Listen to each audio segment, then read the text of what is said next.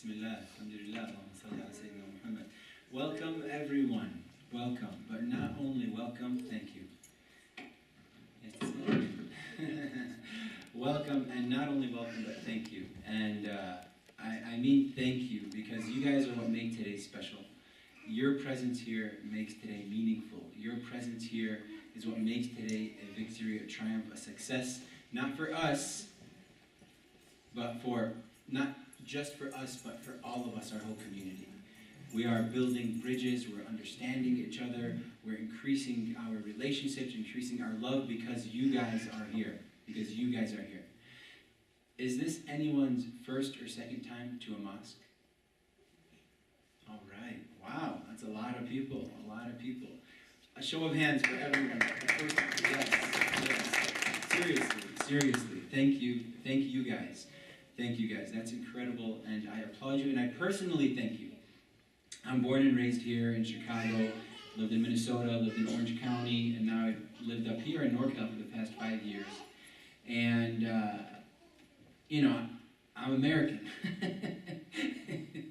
When I go other places in the world, they can tell I'm American, right? And so I think for the first time in my life, in my little family's life, my wife, I have 3 daughters, this past year has been a little bit of a year where I felt a little unwelcome in my own home. A little unwelcome in my own home. Not a nice feeling, but we're doing what we can to rectify that, and that's what America's about, right? Mistakes are not necessarily the problem. It's what we do after the mistake. If you learn from your mistake or you fix it, then it's okay. We all make mistakes, we're all human, right? So the first paradigm that we want to change today is that it's not them and us, it's we. It's not them and us. We are here as a family, as a human family, as an American family, and that's the way we're looking at it. That's the way we have to look at it, and we have to see it. And today, being here today, is a step forward in rectifying and enhancing and refining and beautifying our American culture.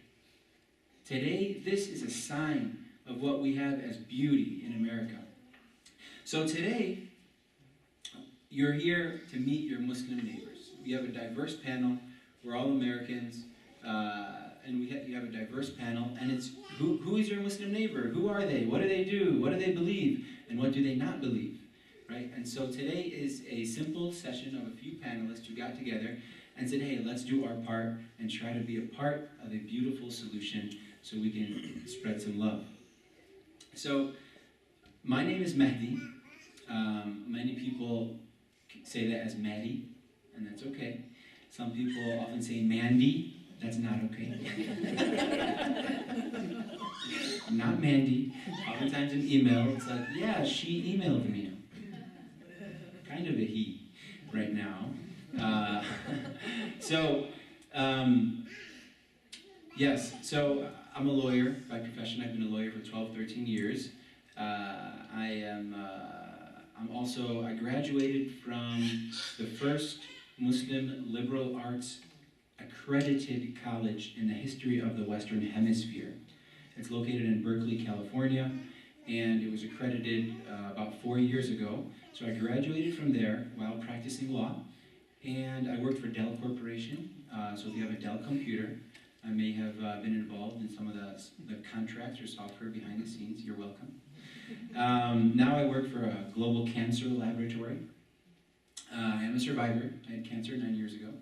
So yeah, I'm pretty American.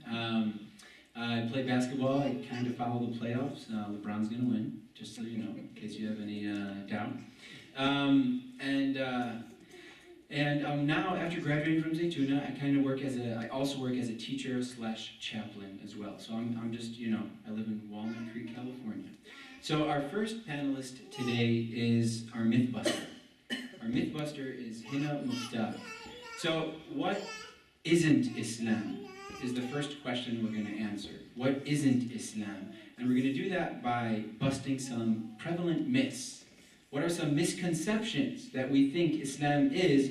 Actually, it isn't. So without further ado, Hina is a local teacher, speaker, writer, and principal of a homeschool co-op in Lafayette, California. Her most difficult job is being a wife. And mom, I'm just joking. I know her husband, so I can do that. Yes, so she's going to answer that question for us. Please welcome Hina Mukhtar. Thank you. So I'm just going to give a little bit of a background in that. I've been really, really blessed in being able to do interfaith work for pretty much ever since 9/11. I was, I'm going to give away my age here, but I was born in 72, so how old was I in 2001? I think 28 years old. So anyway, at that time, all of a sudden there was a lot of curiosity, a lot of people asking, can you come out and speak to my book club? Can you come out and speak at my church? Can you explain what you guys believe, who you are? And over the years, ever since I started speaking back in 2001, I've noticed that pretty much the same crop of questions keep coming up every single time, year after year. And which is good, because it means that people want to be educated, they want to be informed. And before trying to go into some of the more loftier beliefs and principles and faith traditions, it's good to just start at the basics. And so I'm just going to go through 5 of them that keep coming up. And the number one question that we often get asked is about sharia. And what is it? And is it coming to take over the country? And do you follow sharia? Do you believe in sharia? And it's kind of a trick question, because if you say, yes, I do believe in sharia, I do follow sharia, then it's like, aha, you're one of the bad ones, I knew it. So I want to explain a little bit about what sharia is. Sharia, basically, the Arabic word means, I'm not a native Arabic speaker, so some of these Arabic terms I'm actually not even going to be pronouncing properly. But sharia, actually, the Arabic term means a path to a body of water. And so if you think about what a body of water does in the middle of a desert, it's an oasis. It's a place where people come to refresh themselves. It's a guidepost. It's basically, you need it for survival. And Sharia often gets translated as sacred law or Islamic law, which is kind of a misnomer, because it's a little bit misleading to call it law, because we tend to think of it as law in the Western sense. It's actually better to think of Sharia as a moral code before you think of it as a legal code. So, for example, and it deals more with sin than it does with crime. So, for example, if I were to tell a lie to my friend, if I were to lie to her and betray her, there's no earthly law that's going to hold me accountable or punish me. But I do understand, according to Sharia, that I'm going to be held accountable by God if I don't change my ways and if I don't repent and start telling the truth. So Sharia deals with the day-to-day life of a Muslim. It deals with things like, you know, what we can eat, what we can't eat, what we can drink, what we can't drink. We give 2.5% of our wealth and our savings every year in charity to the poor, and so Sharia deals with that. Who gets the charity? How do you decide how much of your savings, what constitutes a savings? Sharia deals with the nitty-gritty of that. What I wear, how I dress, how I don't dress, in what aspects of my life, you know, in the private realm, in the public realm. So that's how Muslims understand Sharia. And so when you ask, do you follow Sharia? Absolutely. I pray 5 times a day. Sharia tells me that I need to worship God at least a minimum of 5 times a day. I've taken some notes here to help me remember so I don't forget. Okay, so I looked into a textbook to find out some of the nuances of Sharia. And basically the purpose of Sharia is twofold. It's to establish religious practice, so how we practice our faith, and it's to establish social harmony, so to keep society functioning. And so there are 6 principles of Sharia. So every single thing in Sharia that tells you that you can do this or you can't do that, it will be because of one of these 6 principles. And I'll give examples. So the first principle is the right to religion, preserving your religion, and being able to practice your religion. And so one of the nuances of that would be that you can't force somebody to convert. You can't force somebody to believe in your faith. The second principle is the right to life. So Sharia comes to protect life. So that means you can't kill anybody, you can't murder. The third right is the right to family and lineage. So that we have a right to know where we come from. And so that would explain why, according to Sharia, sex is limited to marriage. It's confined to marriage. The fourth is the right to honor. So we can't slander people, we can't tell lies about them. And that would, an example of that would be tabloid journalism. So tabloid journalism, according to Sharia, would not be permissible. The idea that you're trying to find out what celebrity is having an affair with which celebrity, and paparazzi are hiding in the bushes and taking photographs. According to Sharia, that actually would not be allowed.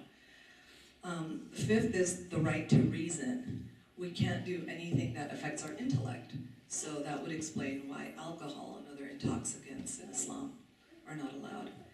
And the sixth is, but then Sharia would explain when it is allowed. For example, like anesthesia, when you're having surgery.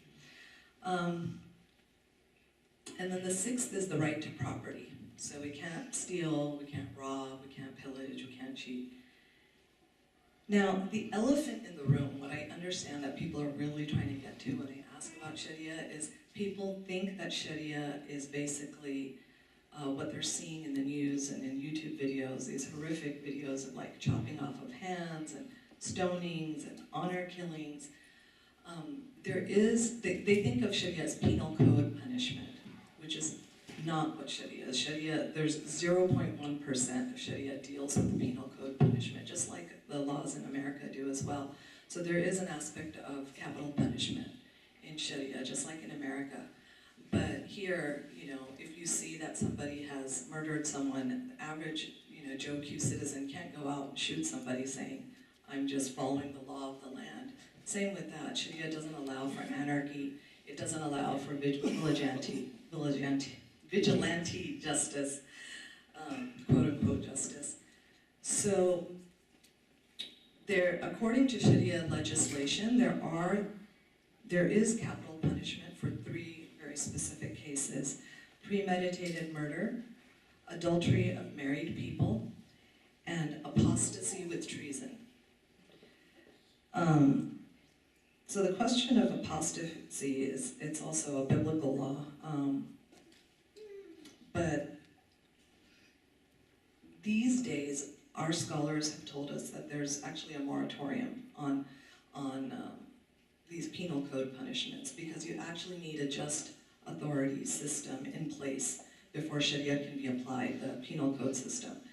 And as of right now, especially with the dismantling of the caliphate back in 1923, there's no just ruler in place who can actually apply these Sharia laws. But if you want to look at how Sharia law was practiced throughout history, I think it's good to see when Sharia was implemented over the largest amount of people for the longest amount of time. And that would be in Egypt from the 7th to the 19th centuries, and then the Ottoman Empire from 1299 to 1923. And during 1,200 years of Sharia rule in Egypt, there were only 2 documented cases of punishment for adultery. And both of them were considered technically illegal and politically motivated. And during the entire period of the Ottoman Empire, there was only 1 confirmed case of punishment for adultery. So it's actually, these punishments are really meant to be as a deterrent. They're not really meant to be implemented, and it's very, very difficult to actually implement them. So that's now going back in history. Actual day-to-day today, the average Muslim is not dealing with these kinds of penal code punishments according to Sharia. What we're seeing in the news, Muslims are just as baffled by that as anybody else. Muslims are often the victim of it, and just that's all I can say about that, is that we're completely baffled by it. And the question, so when people ask, do you believe in Sharia, one thing to know is that Islam actually doesn't allow for anarchy. We have to believe in some system of government, even if it's not a Muslim one. So Muslims living in America, the highest law of the land is the Constitution. So according to Sharia, Muslims are required to honor and follow the Constitution. It's as simple as that.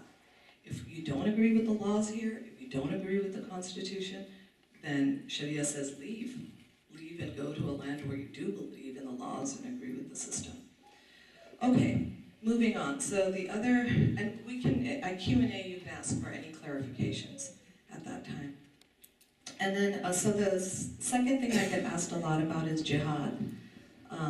People understand jihad to be some kind of holy war. Holy war is not a term that Muslims coined. It was coined during the Crusades by the Christians, actually. Jihad is not understood to be holy war. Jihad is actually understood to be a struggle.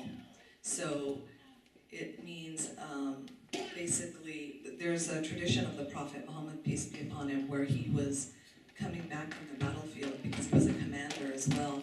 He was coming back from the battlefield with his companions, and he said, we go now from the lesser jihad to the greater jihad. And his companions asked him, what is the greater jihad? Because they thought they had just done the greatest sacrifice by being out on the battlefield. And he said that it's a struggle against the nafs, the jihad against the nafs. So that could mean giving up. Everybody has to look at what their personal jihad in their life is. Like, you know, is it to give up lying? Is it to give up backbiting? Is it to give up gluttony? So we all have different jihads that we're waging. And unfortunately, there's a quote here that one of my fellow panelists gave me, which I thought summed it up beautifully. He said that, he got the quote from someone else, it's that terrorism is to jihad what adultery is to marriage. Like on the surface, you know, terrorism is to jihad what adultery is to marriage. On the surface, it might look like it's the same thing, but it's not. Terrorism, there's no legislation for it in Islam. It's completely illegal. And just like any other American citizen, we honor and admire soldiers and heroes, not killers and bandits. And Muslims also have been the greatest victims of terrorism around the world. Okay, the third thing I get asked a lot about is the hijab, the headscarf. The actual Arabic word for headscarf is khimar, and hijab actually means a barrier. It's just an understanding that there's certain lines that I don't cross. And the way, according to Sharia, the way Muslim women in particular dress is that we cover every part of our bodies except for our hands, our face, and our feet. So if you see a Muslim woman dressed in hijab, that's what you'll see. And the question that people ask is, well, what about men? Don't men have a hijab? So for men, there is also a requirement of what parts of their body, and this is that they have to cover, and this is what we understand as a commandment from the divine, that the men have to cover from the navel to the knees. So their knees have to be covered, so no, you know, tight little shorts, no Speedos on the beach, you know, no walking around with your belly button showing. So, but Muslim men and women have different parts of their bodies that they cover. And one of the things that when people ask about hijab that I understand that they're trying to figure out is, in a polite way, is really what is the status of women and where do they fit into this? And especially when it comes to the prayer, because they ask, well, why do Muslim women pray in the back? That's another very common question. And what we have to understand is, when it comes to religion, what we need to look at is, do men and women have equal opportunity to get to heaven, right? To get to God. And in Islam, definitely, like Eve is not blamed for Adam's mistakes. They were both held equally accountable.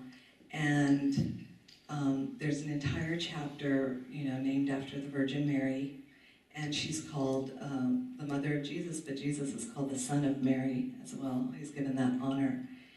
And when women pray behind men in the congregational prayer, this is not like Rosa Parks. It's not like Rosa Parks being forced to the back of the bus. We have to get that mindset out.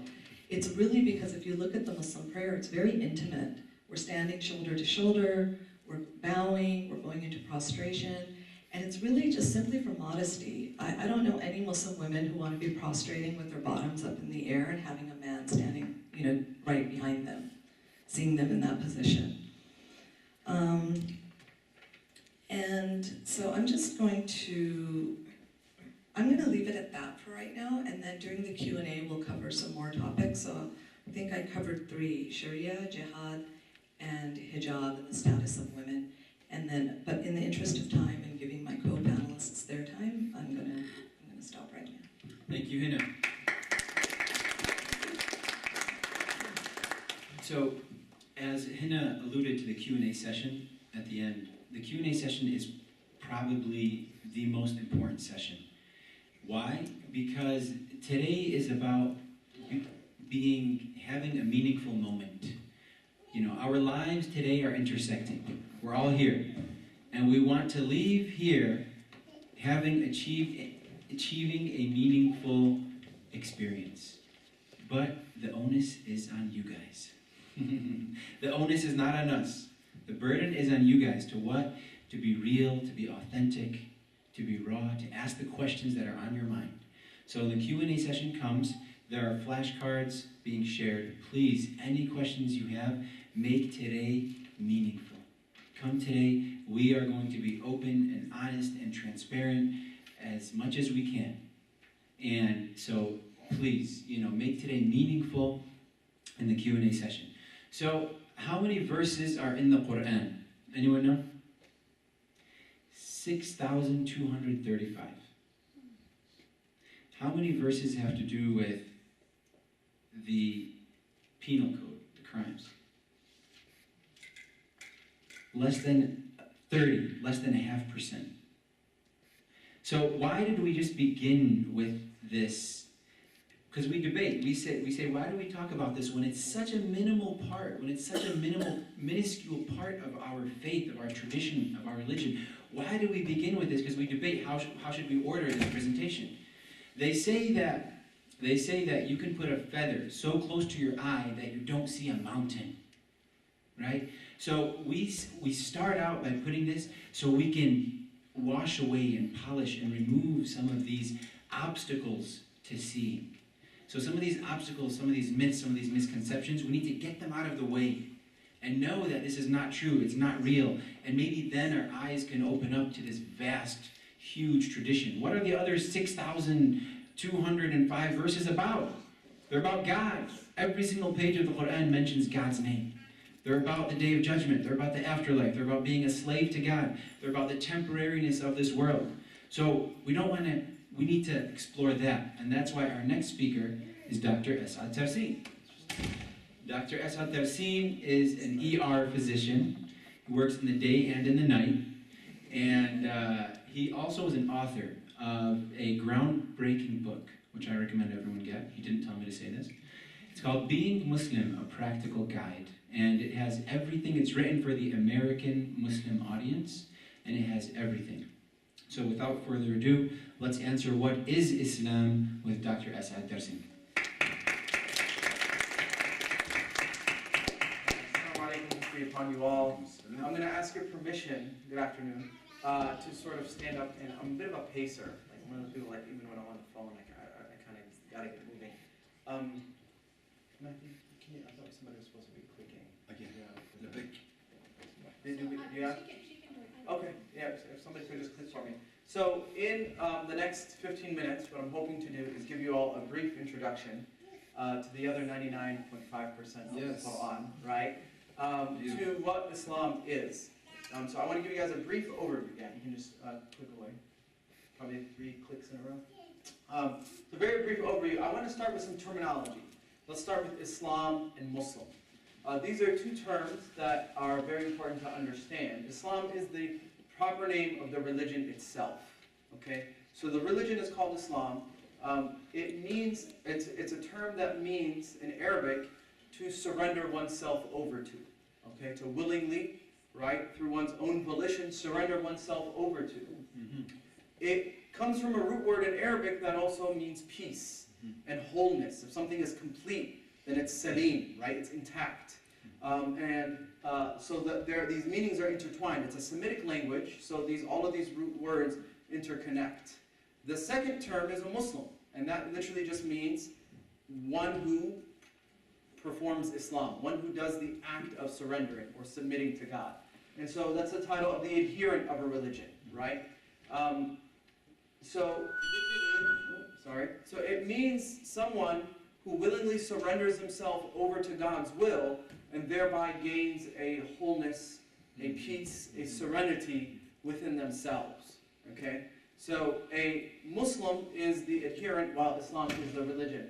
A Muslim can be of any background, ethnicity, right? Doesn't really fit to any one person or place. I've picked a few people here. Can anybody sort of pick out anybody recognize the face? There's a couple easy ones. Yeah, Muhammad Ali. Cat Stevens, right? The third one, he has his name kind of behind it. Dr. Oz, right? So these are people with different backgrounds. Cat Stevens is a British, I think Greek background actually. Muhammad Ali, I think needs no introduction. And Dr. Oz, who is of Turkish descent as well. So you have European, you have African American. It spans the globe. There's Muslims in China, and Indonesia, Sub-Saharan Africa. So it is a universal religion in that sense. So what is Islam? How does Islam view itself vis-a-vis other religions? This is sort of an important thing to understand. Islam sees itself. Oh, sorry, I jumped ahead one slide in my mind, so that's why I've got to cheat. One more definition is the term Allah, the Arabic Allah, right? This is an Arabic word that simply means God. It is the Arabic name for God. Now, it is used by Arabic-speaking Jews and Christians as well. It is the same. So if you were to look at an Arabic copy of the Bible, and that is the book of Genesis in Arabic, if somebody could read Arabic, it would say, in the beginning, Allah created the heavens and the earth. And even Jesus, although Muslims don't hold him to be the son of God, they will call him Ibnullah, the son of Allah. So Allah is not a God that's particular to Islam. Allah is the Arabic term for the creator of the heavens and the earth, and the one who sent Abraham and Moses and Jesus and Noah and Isaac and all of those names that we are familiar with. Next slide for me, please. So where does Islam fit in all of this? I've kind of given a hint. Islam sees itself as the final revelation from God in a culmination, that's a culmination of a succession of prophets. So the Prophet Muhammad, peace be upon him, in a famous tradition, states, prophets and like to speak in parables, but he gives a parable. He said, the parable of my coming is like a large, beautiful house or building that everybody's walking around and marveling at its beauty. And they say, oh, what a beautiful structure, except it's just missing that brick. It's missing one brick. I am that last brick. So the Prophet Muhammad tells us that God's message to humanity came in succession, and he simply completes it and does not replace it. He's building on what the other prophets came and brought. And so that's why sometimes you will hear Muslims talking about Islam with a capital I and Islam with a lowercase I. Muslims will hold that all of God's prophets and all of the people who follow them were surrendering to God. So they were in a state of Islam with a lowercase I. So Islam as the final brick doesn't come until the 6th century in Arabia, is when the Prophet Muhammad, peace be upon him, was born. But you had Noah and his followers were in a state of surrender to God. They were in a state of Islam. Moses and his followers, Jesus, etc., they were all in a state of surrender to God. And we talked about that. One other interesting thing to note, Muslims do not believe that only the biblical prophets that we know of are the only sources of truth on earth. So the Prophet Muhammad tells us in one tradition that God sent guidance to every people on earth. There's not a people, not a tribe, not a country, that did not have a prophet sent to them from God. So we may not know of them, and we don't know what remains, and we cannot ascertain sort of the authenticity of what remains, but we can therefore entertain the possibility of truth in other faith traditions. So we can say perhaps this originates. So for example, Muslims will say, we can't say with any certainty that the Buddha was a prophet, right? But I don't know, there's 124,000 prophets. Perhaps either he was or he had some of those teachings, or we don't know what teachings remained, etc. The Quran, which we see as God's final word, verifies 25 of the prophets, most of whom, I think about 21 of whom are biblical prophets, right? 20 or 21 approximately, are biblical prophets that we know of that the Quran confirms. There are a few that are not there in the Bible as well that the Quran confirms. And then the Prophet Muhammad, peace be upon him, is presented as the seal of God's succession of messengers. So, there are 3 dimensions to the religion of Islam. I think we're having some technical difficulties here. And this is what the quiz is on today. They told you that there was a quiz, right? So these are the 3 dimensions. So it's going to be faith, conduct, and character. Those are the only 3 things you've got to remember. Faith, conduct, and character. So we're going to go through each of these in some detail. We're going to start with conduct, just because that's the easiest. So these are actions to be performed, obviously. How we conduct ourselves in life is something that God has given us guidance for. Hina has already talked about sharia and some of the things that we're taught, ways that we know are virtuous to be in the world, things that are considered immoral, etc. But the basis of that is this dimension of conduct. We are given 5 pillars of practice. My apologies. How do I keep catching? Is it right here? I'm going to come a little bit over here. So there are 5 pillars of practice. And these form the foundation of our devotional lives as Muslims. So the first is that we testify. The 2 testimonies are that you testify that there is nothing worthy of worship other than God. So that's in the 10 Commandments, right? Worship no other deity besides God. You erect no other image besides God. And the second is that you testify that Muhammad is the final messenger of God. And inherent in that is that you're accepting all of the messengers before him. So you can't believe in the Prophet Muhammad and say, but that Jesus character, that Moses character, I'm not sure that they were a prophet, because the Prophet Muhammad, peace be upon him, confirms their prophethood. The second are 5 daily prayers. So at different points throughout the day, based on the position of the sun, we stop and we perform a ritual prayer. We perform ablutions, we wash ourselves, we face the holy city of Mecca, and we pray. This allows us to recalibrate spiritually at 5 different points throughout the day, because as our days go on, it can be very easy to forget, and this becomes a great way to keep God in mind. The third is what we call the purifying charity, and this is a poor tax that every Muslim who's above the poverty line has to give 2.5% of their savings in charity. Okay, so this is only if you're above a poverty line, and it's only if your unused wealth, if it stays in your possession for a year. So we have to give some amount in charity if you're able. The fourth is fasting the holy month of Ramadan. So this is a lunar month coming up in just a couple of weeks here, where Muslims will abstain from food, drink, and marital relations from the break of dawn all the way until sunset for a whole month, and then be able to resume those after sunset. And then the fifth is to perform a pilgrimage to the holy city of Mecca. So very briefly, if you've heard of the 5 pillars of Islam, those refer to the 5 pillars of conduct, of practice, things that we do. These are the devotions that form the bedrock of Muslim practice.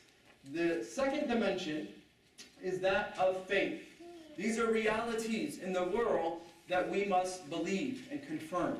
So the first and most obvious reality to us is of God, right? So we have to affirm that we believe in God. And again, we talked about this before, that we believe in the God that sent all of the prophets. Allah is the same God of Abraham, and it's not a different deity. We believe in angels. We also believe, go ahead, in Scripture, that God communicates with His creation through the sending of Scripture. And so we believe in the Torah, the Psalms, the Gospel, and the Quran. That we must confirm, and that, like we said, there may have been more. Abraham also had Scripture sent for him.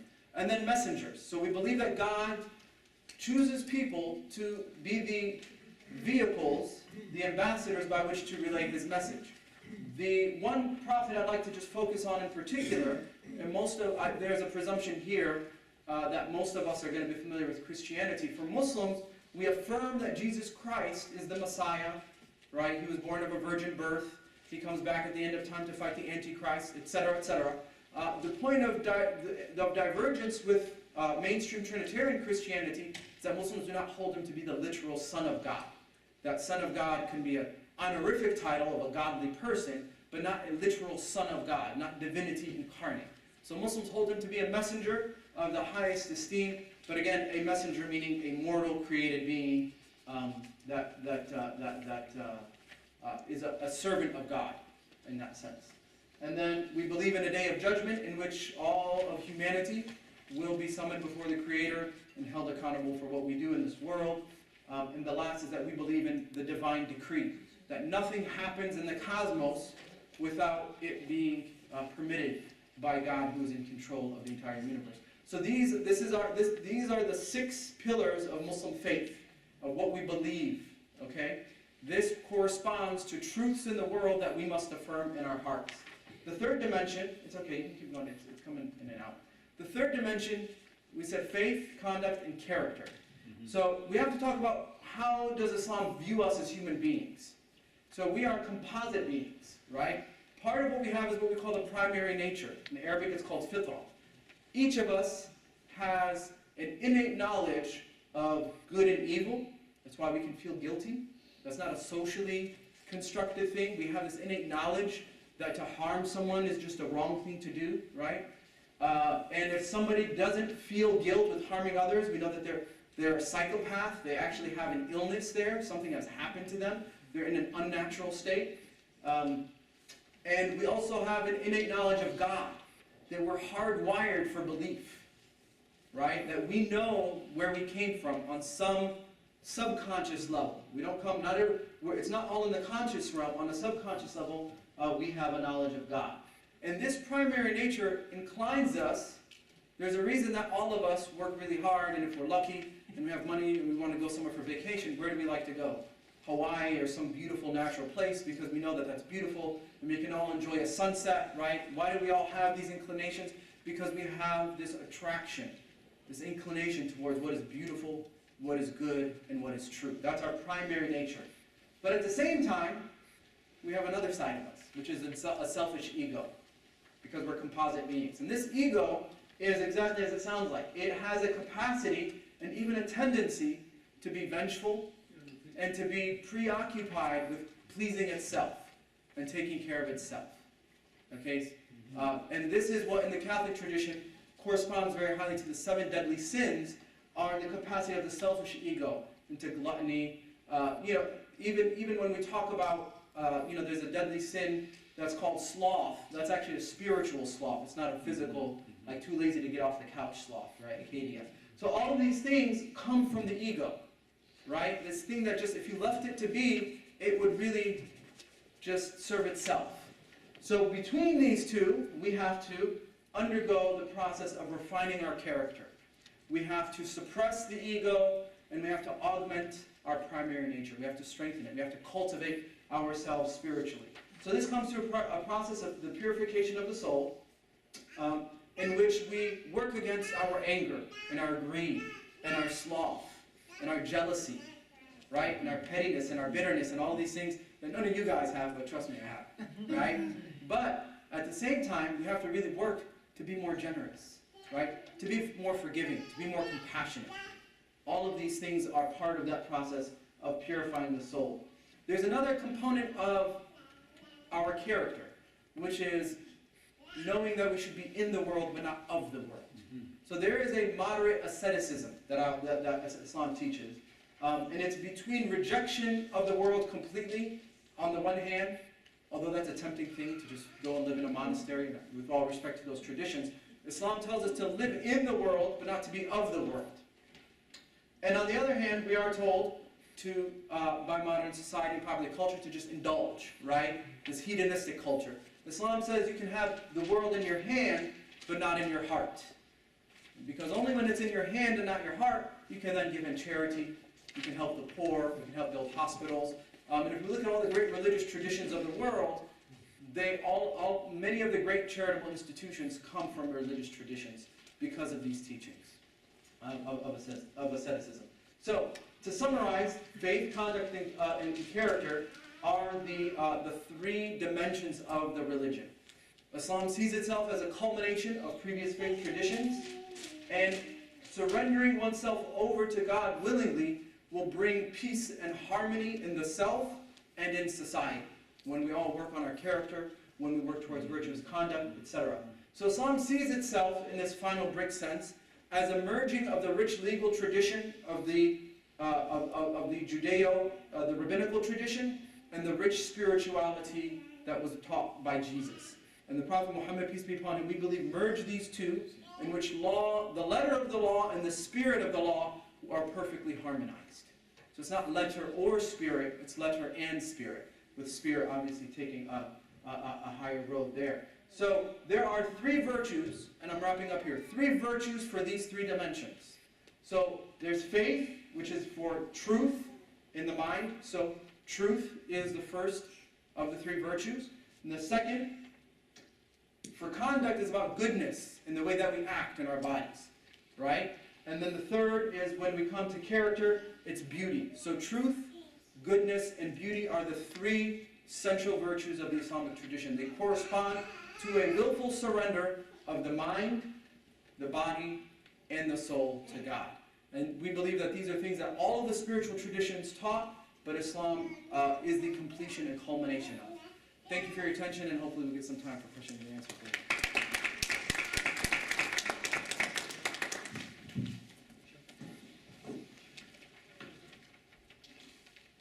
That was as masterful as his text.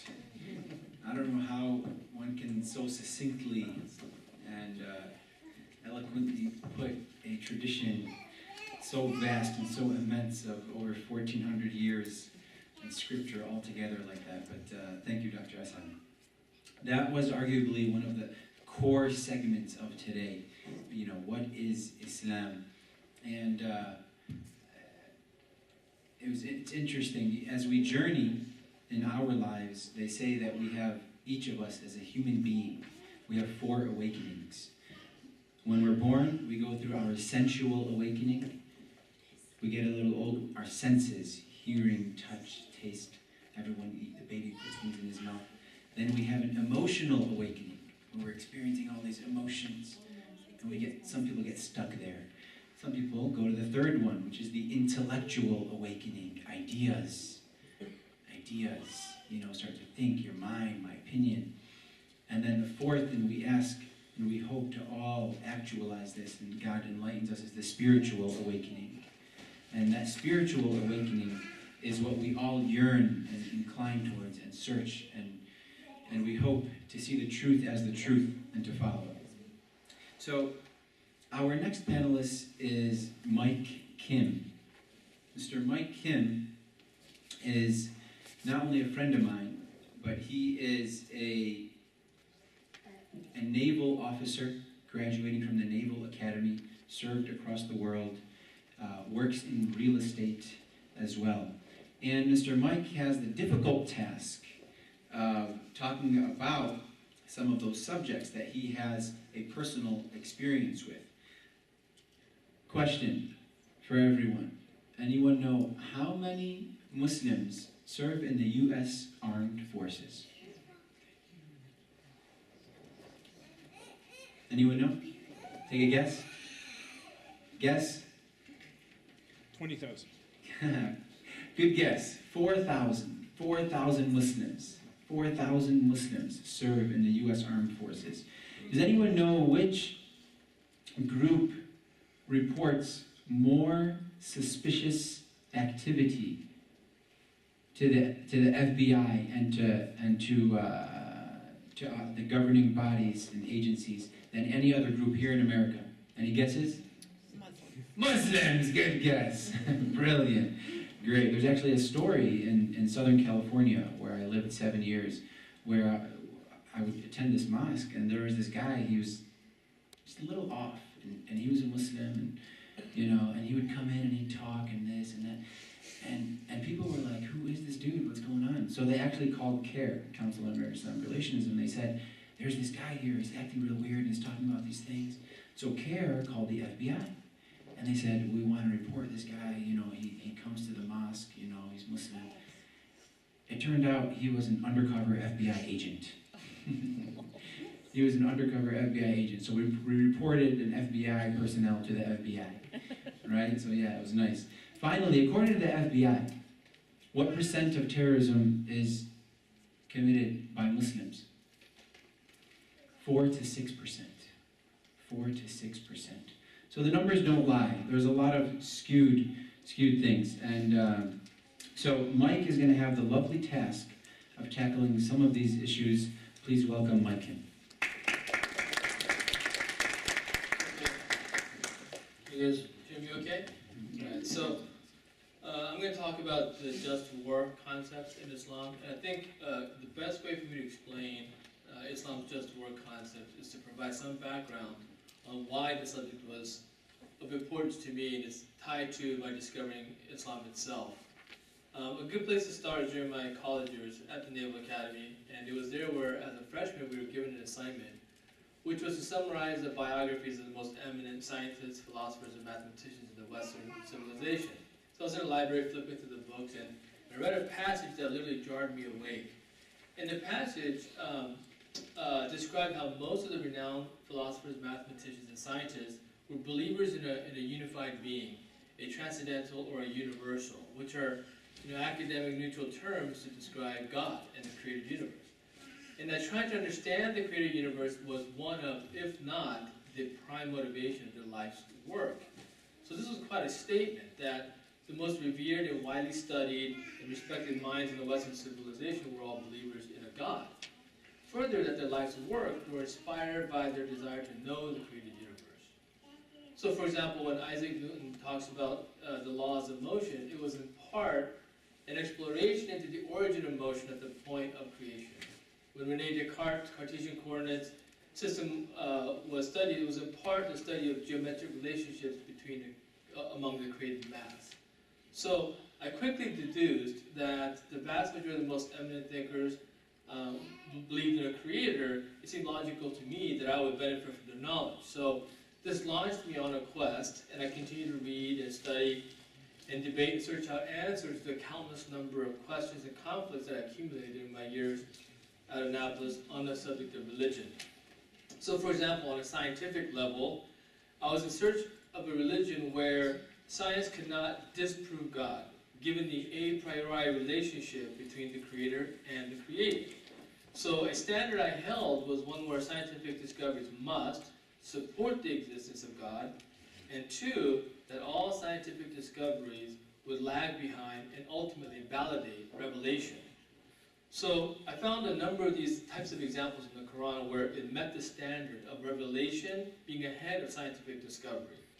For example, the Quran talks about the existence of barrier between bodies of water, where the certain attributes of one body of water will not intermingle with the other. And this is a discovery that we made fairly recently. For example, where the Mediterranean, after it goes to the Strait of Gibraltar, flows into the Atlantic, the relatively high salinity content, temperature, and pressure remains as such. And it creates a differential layer, as if there's a barrier between the two.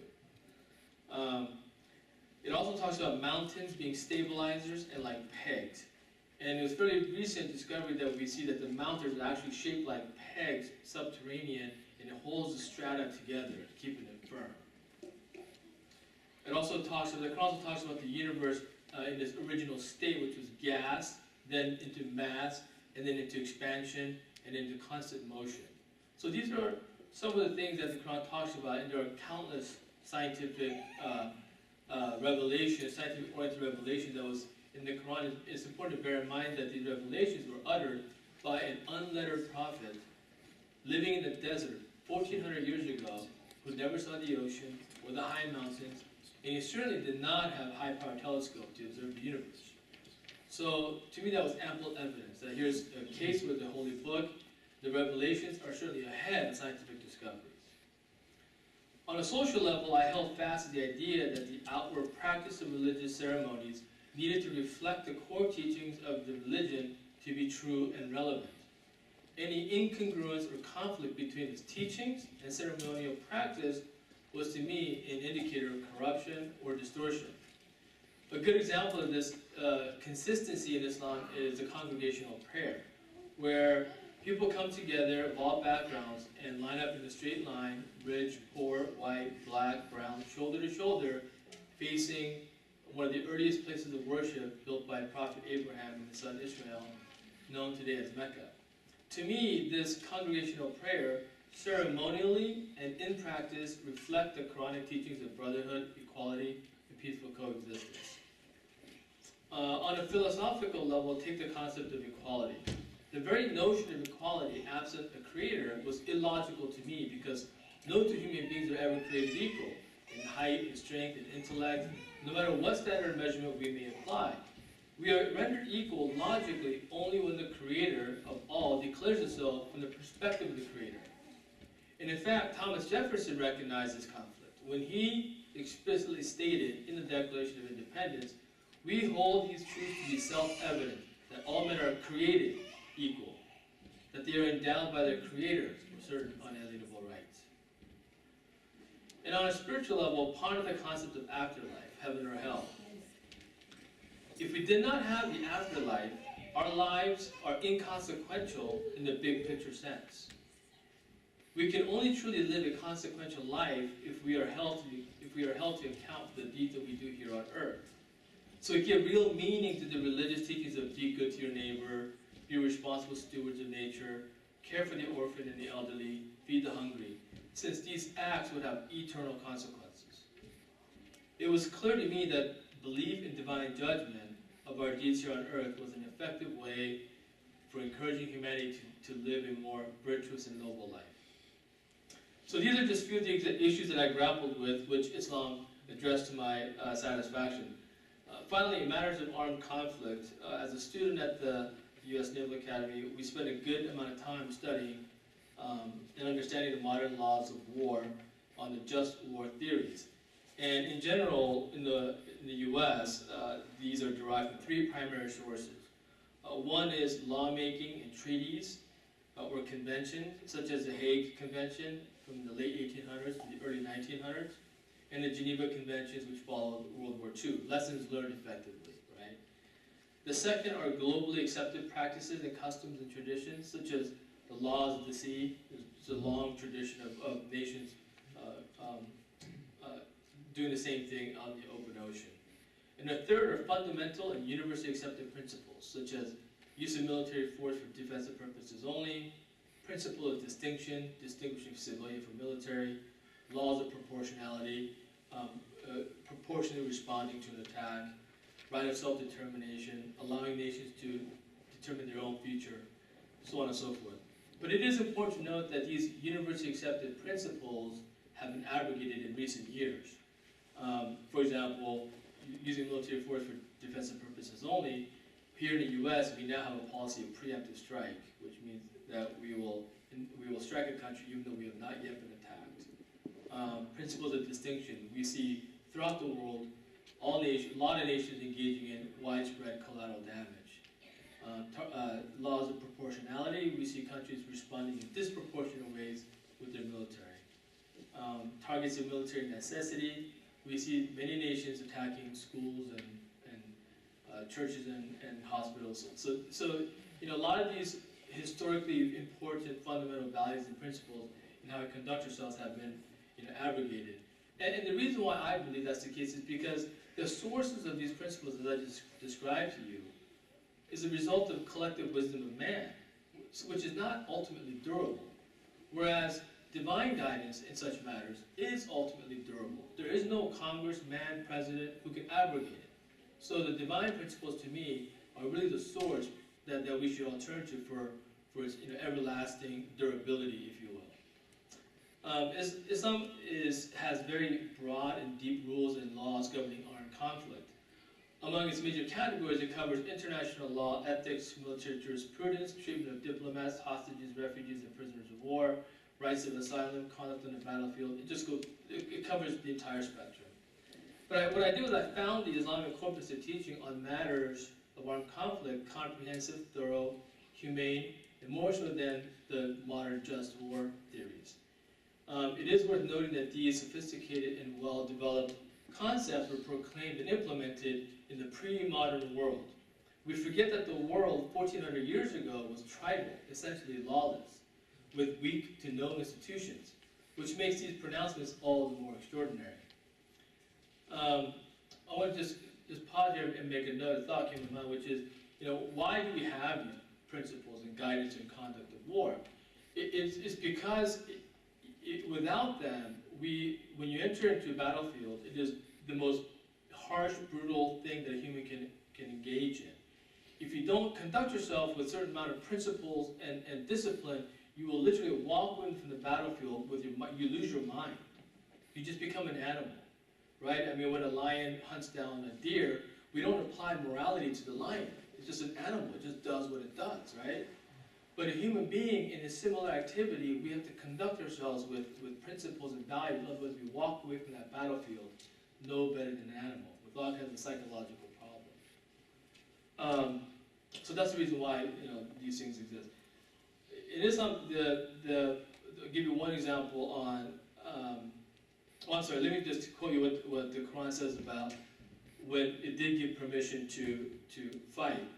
It says, permission to fight is given to those against whom war is made, because they have been wronged.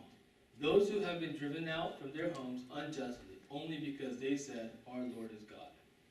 And if God did repel some men by means of others, there would surely have been pulled down temples and churches and synagogues and mosques. So what is it saying? It's saying, number one, permission is given, but not the commandment, to fight, and it's for defensive purposes only. It says permission to fight is given to those whom war is made. And it says that fighting is to protect unjust seizure of property, those who have been driven out from their homes unjustly.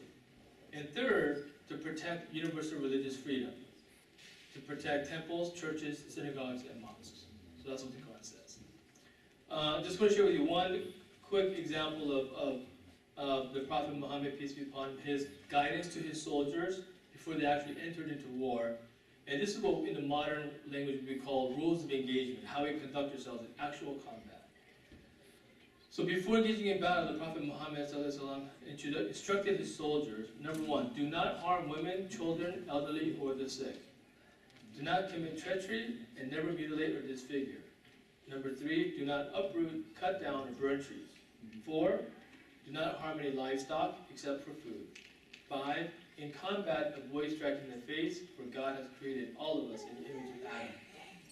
6, do not kill the monks in monasteries, and do not kill those sitting in places of worship. 7, do not destroy villages and towns. Do not spoil the cultivated fields and gardens. 8, do not wish for an encounter with the enemy. Pray to God to grant you security, but when you are forced to encounter them, exercise patience. Number 9, no one may punish with the fire except the Creator. So, weapons of mass destruction, chemical, nuclear, all that stuff would be prohibited in Islam. Number 10, accustom yourselves to do good if people do good, and do not do wrong even if they commit wrongs. So, finally, what I want to share with you is the question of why was Prophet Muhammad so many things in addition to being a messenger of God? So we believe that he is the last prophet of all time for all human beings. So in addition to being a spiritual guide, we have to know how to conduct ourselves in all aspects of life. And warfare and combat is a part of human life and existence. So Islam comes and limits it and puts controls on it as opposed to letting it get out of control. So thank you.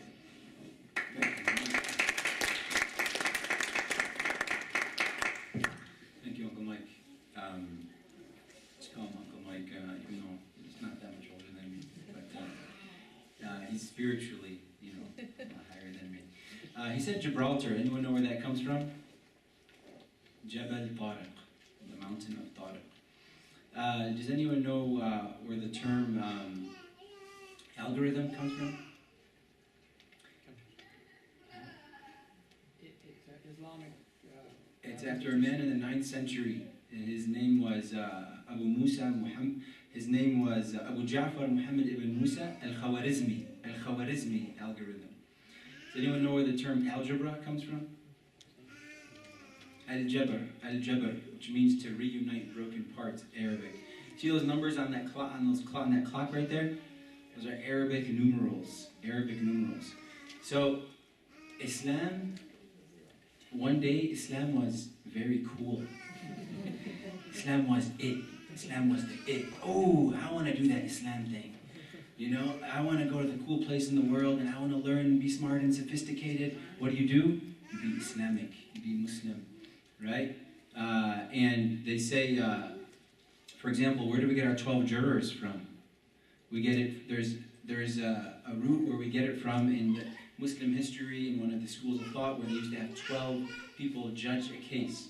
You know when you go and graduate, anyone graduate here? Anyone wear the gown when you graduated? Anyone wear the hat and the tassel? Where does that come from? The cap and the tassel. Where does that come from? That comes from historically when Islam, civilization, was prosperous. People would go to the Muslim world to study science and math and history and philosophy and what? And to show a sign of their sophistication and intelligence, what would they do? They'd wear that turban.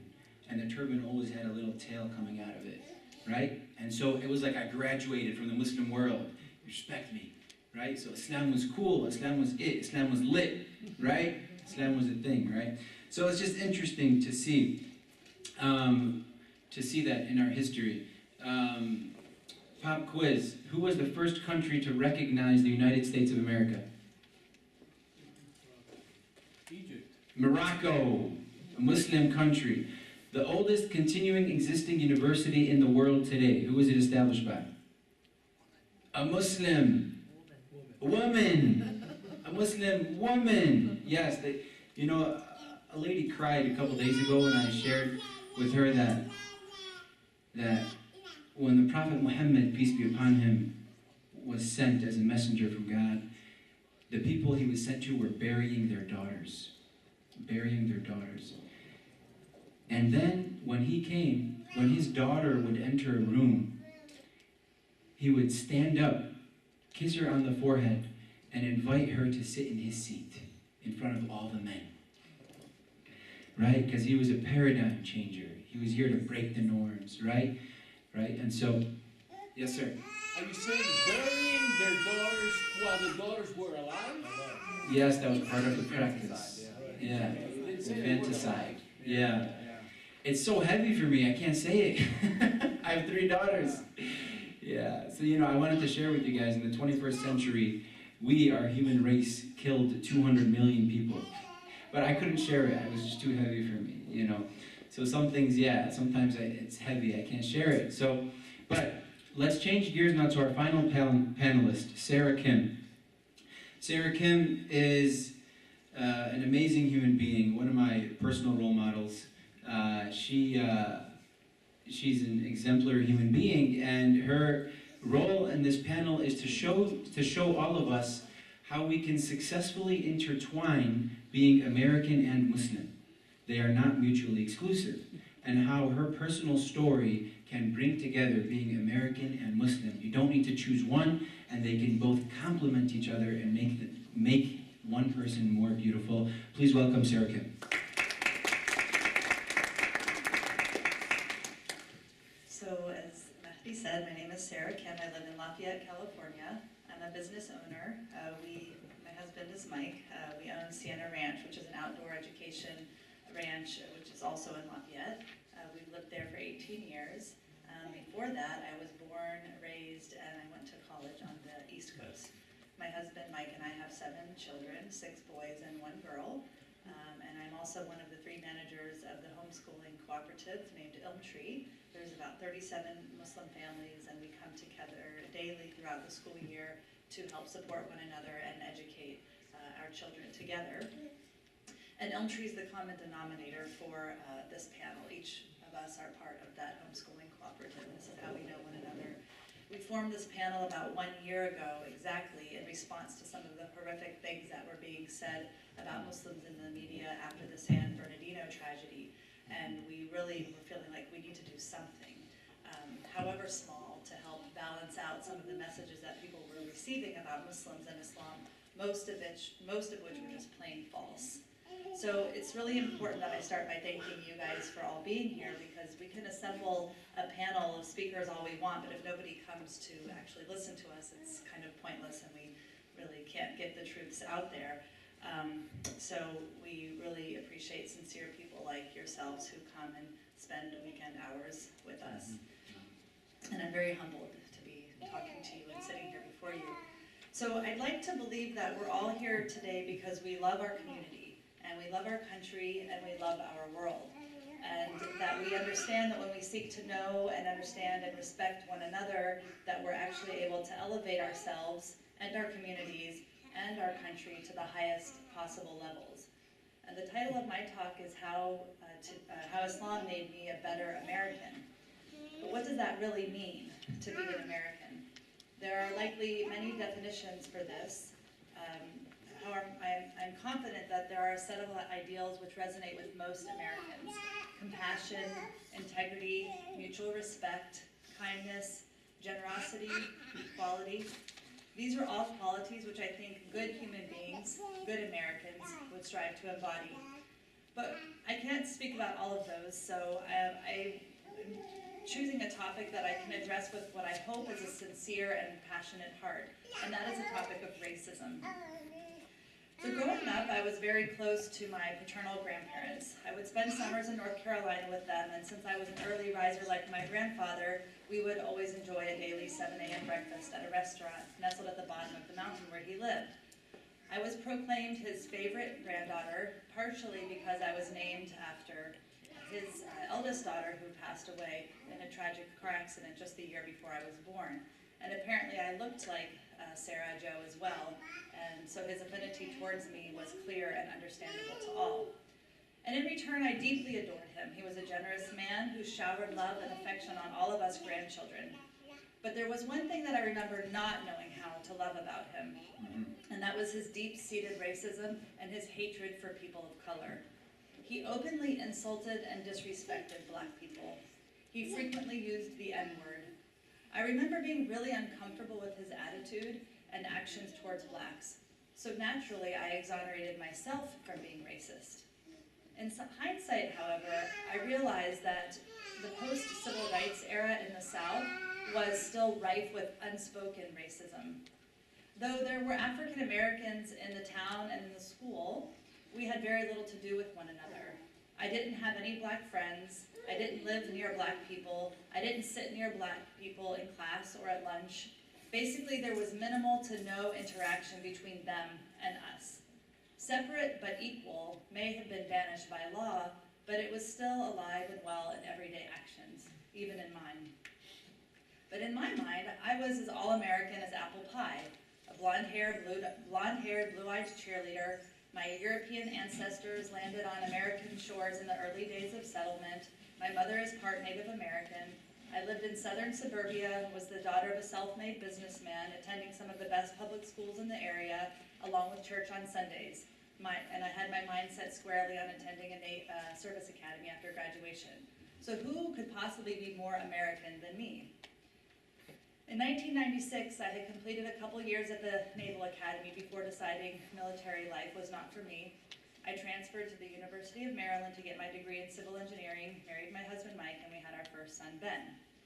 Mike was still in the Navy, and he was stationed in Japan, and I stayed in the States to finish my degree. And it was at that time when I was first introduced to Islam. But my talk isn't about my conversion story, so I won't go into much detail about that. But what I do want to share is how becoming Muslim completely altered my understanding of race. And this is probably a good time to share some of the Islamic teachings regarding race, which came to us via the sayings of the Prophet Muhammad, peace be upon him, or some of the verses from our holy book, the Quran, which address this issue. As I share these with you, please keep in mind something that Mike actually mentioned, which was the opening line of the preamble of the Declaration of Independence, the document that formed the foundation of this nation, which says, "We hold these truths to be self-evident, that all men are created equal." And also in Islam, we are taught that righteousness is the only quality that makes someone virtuous in the sight of Allah. Not his race, or skin color, or lineage, or country. In his last and final sermon to the Muslims over 1,400 years ago, the Prophet Muhammad very clearly addressed this topic of racism when he said, "O people, your Lord is one, and your father Adam is one. There is no favoritism of an Arab over a foreigner, nor a foreigner over an Arab, and neither red skin over black skin, nor black skin over red skin, except through righteousness." We were also taught by the Prophet Muhammad that God created Adam from handfuls of dirt, collected from different areas of the earth. So just as the dirt of the earth is different colors, we have black soil, white sands, red clay, the children of Adam also come in different colors as well. And finally, the Prophet Muhammad, peace be upon him, taught us, there is no good in red skin or black skin, but our value lies only in our righteousness and in our closeness to God. So these are just some of the teachings of Islam that slowly began to permeate my life and helped me to develop a deeper understanding of the problems with racism. However, there was one crucial time in my life that these teachings really, really took hold of me and taught me the true essence of what it meant to be an American. My father, at the age of 50, was diagnosed with a terminal brain tumor and given 2 months to live. And this was the son of the grandfather that I mentioned earlier. So I wanted to take my young son, Ben, back home with me to South Carolina so that I could take care of my father in his final days. He readily agreed to have me come, but he firmly warned me against trying to convert him to my new religion. I had just become Muslim only 3 months prior. I assured him I would do no such thing, and I headed to South Carolina. Interestingly enough, in a very short period of time, after quietly observing me in my worship and noting my newfound mindfulness that I brought to my day-to-day life, my father began questioning me about my new faith.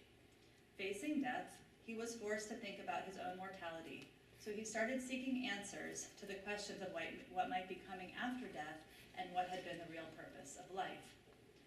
I tried to answer his questions to the best of my ability, but my own limited knowledge of my new religion couldn't satiate his deep curiosity. He peppered me with questions, and I literally ran out of answers.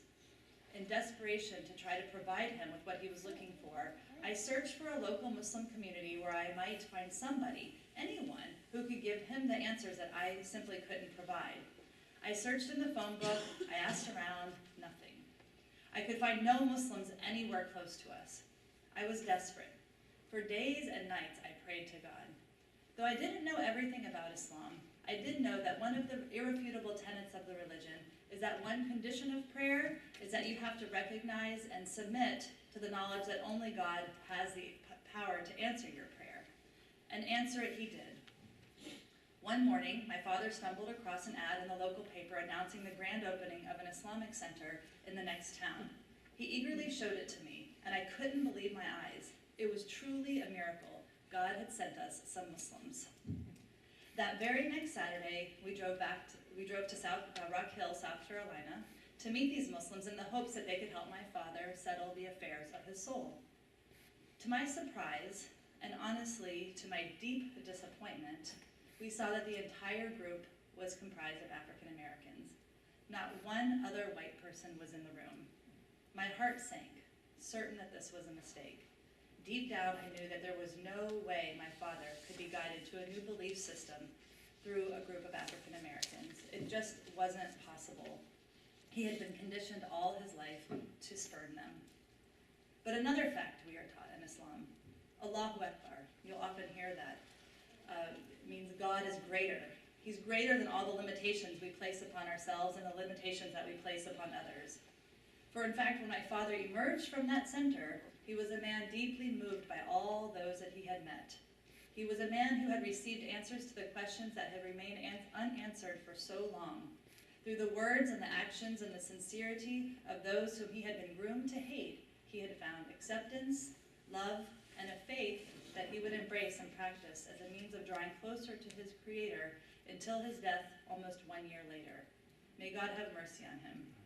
This is something Muslims say about those who have passed, similar to when people say, God rest his soul, or may he rest in peace. The Black Muslim community in South Carolina took very good care of my dad and me. They would invite us into their homes every Friday after congregational prayers. My father would be with the men, and I would hang out with all of the women and children. The men became an unwavering web of support for my father. They taught him, guided him, and helped him come to terms with his impending death. While I was comforted by and thrilled with the peace that my father had found, this was actually a momentous turning point for me as well. For the first time in my life, I had black friends. But they were more than friends to me. They were my sisters. We would pray together, sing together, eat together, and laugh together. It was a beautiful and memorable time in my life. It was a Friday in February, nearly 1 year after my dad's conversion to Islam, when he returned to his Lord. At the time of his passing, my 2-year-old son Ben, an African-American brother named Abdullah, and I were all sitting at his bedside. By the way, Muslim women often refer to Muslim men as brothers, and the men will refer to women as sisters out of respect. Anyway, this brother had come to visit my father so that he could read the Holy Quran in his presence. Muslims believe that the recitation of the Quranic words in Arabic brings solace to the heart, and the specific reading of the chapter called Yasin helps to ease the soul's passing from this life to the next. So it was through the lips of this black man that these verses aided my father's soul. It was the brothers from this community who came to pick up his body. It was they who washed his head and his limbs, who perfumed him, shrouded him, and prepared him for his burial. They arranged for the funeral, transported his coffin to the cemetery, lowered his body into the ground, and then prayed over him in accordance with the Islamic rituals of burial. There were rows and rows and rows of black men praying for my father's soul. If only my grandfather had been there to witness this tremendous and powerfully ironic scene. So that was the starting point from which all of my unrealized racism truly began to melt away. It was at this point that I became truly Muslim and truly American. I understood unequivocally the power of humanity without preconceived notions or discriminatory underpinnings. And upon moving to California, I have continued to be blessed with the most amazing friends and community members from all backgrounds, races, and religions. It is on this premise of mutual respect for all of God's creation that I have found a true kinship with all races and all people. I have been taught that to treat everyone with dignity and respect is an act of worship. Because of our faith, my life and my husband's life and my children's lives have all been elevated, and I hope and pray that we will always be positive contributors to the greater society in which we live. I can surely say with immense gratitude and humility that I am a better human being and a better American for it. It is my sincerest wish that my children, along with all of the children of our Muslim communities, will lead future generations of Americans based on the premise of a God's command, to get to know one another in peace and respect, and to create a life that uplifts all that is good and suppresses all that is evil. Thank you for listening